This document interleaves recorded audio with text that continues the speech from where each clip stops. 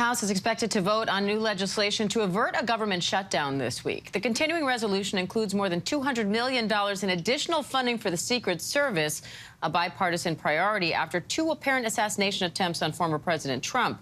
The vote comes after Republican House Speaker Mike Johnson failed to get a previous resolution passed that included a provision to require voters to show proof of citizenship.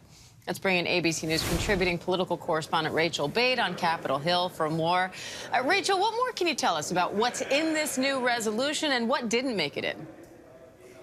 Hey there, Diane. You basically have Speaker Johnson in this situation bowing to bipartisan pressure with this CR proposal. Basically putting forward a bill that extends current government funding levels until December 20th. It also includes that $230 million plus up for the Secret Service just weeks, less than weeks, days actually, after Donald Trump, there was another assassination attempt on Donald Trump's life.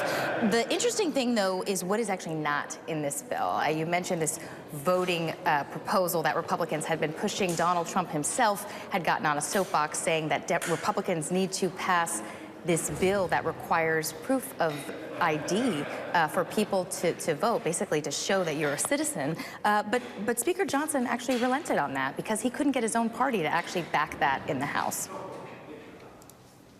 Rachel, former President Trump had called on Republicans to shut the government down if the election security bill didn't pass. How risky is that with just 43 days left until the election? And could Speaker Johnson face backlash from his own party for this proposal? That's right, Diane. I mean, Speaker Johnson knew that that was a bad idea. In fact, he spent multiple conversations with Donald Trump in the past week to try to talk him down from this push to shut the government down. My sources told me that Donald Trump was firmly of the belief that any shutdown would blow back on Democrats, not on Republicans. Speaker Johnson did not feel that way, and nor do most Republicans up here on Capitol Hill. Johnson, in fact, said that doing so would be, quote, political malpractice. The interesting thing to watch up here is going to be, does Johnson get any blowback from his own members for working with Democrats to fund the government? Now, I'm a little skeptical that he will, because he actually put up a proposal when he packaged this spending proposal with that election bill. That was exactly what conservatives asked him to do months ago, and yet a lot of them ended up voting against it because they wanted to see additional cuts to spending. So he can actually turn around to them and say, look, I did what you wanted to do, you didn't vote for it, therefore I have to work with Democrats. So what are the next steps? How likely is this resolution to pass? I would say it's on a glide path to the White House at this point. It's a matter of time before President Biden actually signs this into law. I think the White House over the weekend said they encourage, quote, swift passage of this legislation. They've got until Monday to basically do it. That's when the government would shut down if this bill doesn't go through.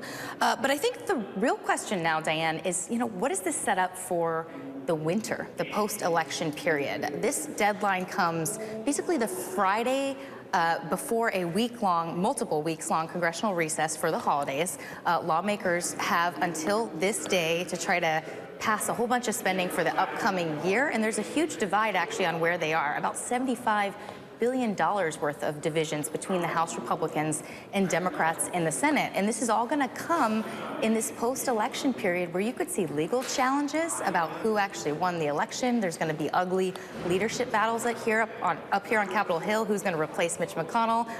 Is Johnson going to be Speaker again? And so there's a lot of complications, things that lawmakers are going to have to deal with basically right before the holidays that makes it almost certain that it's going to be chaos up here. All right, contributing political correspondent Rachel Bade, thank you.